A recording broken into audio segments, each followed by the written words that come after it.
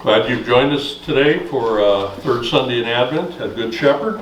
We have a couple birthdays this week. Andrew Thorne today and Cynthia Jones on the 15th. So we sing happy birthday for Andrew and Cynthia. Give her a chance.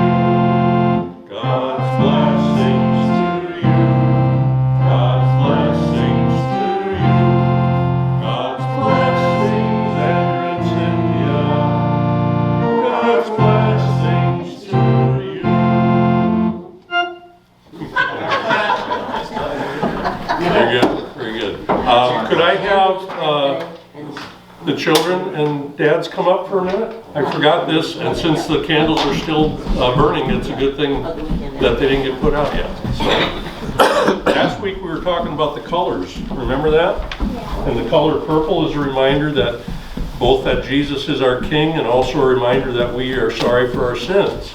And we talked about the candles, one for each of the 4 Sundays of Advent, and the first 2 are purple and the last one's purple, but today's new candle is? No, this one. What is this one? Pink. And pink, we said, is because the readings this week are a little bit more joyful, and so the third Sunday of Advent is Joy Sunday, and so the pink reminds us of that. So, thanks for coming up, and your daddy can put the candles out now. A couple other maybe announcements before I forget. We are gathering food goods and cash donations or check donations for the food pantry during this season of Advent and Christmas. So please remember that as weeks go by. Let's see, what other announcements? Carol? On, I believe, Christmas Eve, and definitely on Christmas, we like to decorate the altar with poinsettias or holiday flowers. So feel welcome to bring in a little poinsettia plant for decoration on the altar. And the other one is a public service. I'll prelude it. I work the switchboard at the hospital, and we send out a daily report to us operators. I picked up the daily report for today, and there's an announcement on it that Rite Aid in Peterborough and Jaffrey have closed. We're going to check it out. Brad and I will drive over today, and I'll give you an email on it. I'm assuming it is correct because it came through a hospital thing, but definitely needs to be checked out. Just giving you a heads up, and I'll email Pastor, okay. Or maybe you can drive by when you send out the announcement. We'll decide whether it's true or not, but quite a shock if that is true. So, poinsettias for Christmas and goodies for under the tree. And we have some real nice refreshments. Just give me a chance to help set it up. Mary? What you just said.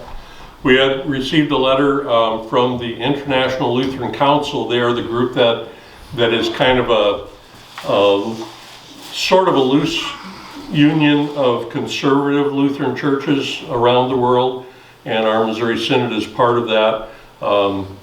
And so if you'd like to read that, there's some information.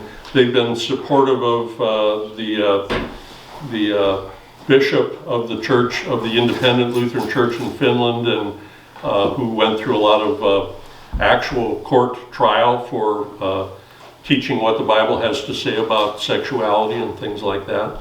But other things about, there's been more churches from Africa and others joining as well. So it's a growing group, and some information there if you'd like to read that.